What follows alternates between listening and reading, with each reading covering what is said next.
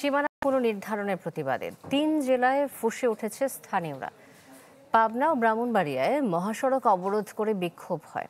বাগেরহাটে ৫ দিনের কর্মসূচি ঘোষণা করেছে সর্বদলীয় সম্মিলিত কমিটি। এর মধ্যে রয়েছে ৩ দিনের হরতাল। নতুন করে সংসদীয় আসনের সীমানা বণ্টন একে বঞ্চনা মনে করছেন অনেকে, যার উত্তাপে উত্তপ্ত রাজপথ। রোববার পাবনার বেড়া উপজেলার সিএনপি মোড়ে অবস্থান নেন শত শত মানুষ। টায়ার জ্বালিয়ে বিক্ষোভ করেন তারা। এতে বন্ধ হয়ে যায় ঢাকা পাবনা মহাসড়কে যান চলাচল। হুঁশিয়ারি দেন সীমানা পুনর্বহাল না হলে বৃহত্তর আন্দোলনের। এই যেখানে তারা আছে এটা কিন্তু সাথী আপনার রোডের এই পারে কিন্তু বেড়া, তাই সেই আসনটাকে হঠাৎ করে যদি বিভক্তি করা হয় মানুষ তো খুশি উঠবে। অতি দ্রুত আমাদের রিট করবে আজকে। রিটের যদি আমাদের শুনানিটা ক্লিয়ার না হয় তাহলে আমরা বৃহত্তর আন্দোলন করব। পুনর্বহল যদি না হয় পরবর্তী আমাদের যে কাজ এবং রাস্তাঘাট, স্কুল, কলেজ এবং রাস্তা দিয়ে জনগণ যাওয়া বন্ধ করে।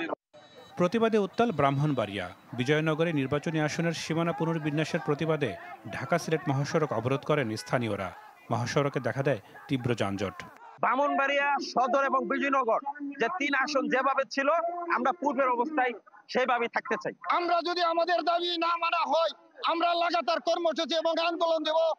বাগেরহাট ৩ ও সীমানা পুনর্নির্ধারণের প্রতিবাদে ৫ দিনের কর্মসূচি ঘোষণা করেছে সর্বদলীয় সম্মিলিত কমিটি। এর মধ্যে সোম, বুধ ও বৃহস্পতিবার হরতালের ডাক দেয় তারা।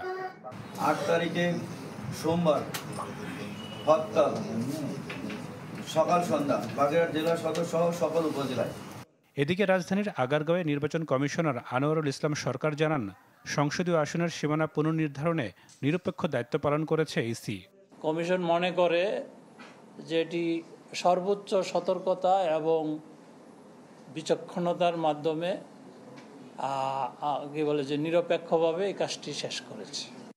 এখন পর্যন্ত ভোটের পরিবেশ শতভাগ অনুকূলে রয়েছে বলেও দাবি করেন আনোয়ারুল ইসলাম।